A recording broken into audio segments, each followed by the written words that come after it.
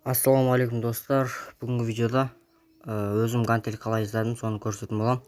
Келесі видеода осы гантельмен барлық жерге арналған жаттығуларды көрсететін боламын. Сондықтан арнаға тіркеліп лайк басып, коммент жазып қолдап отырыңыздар.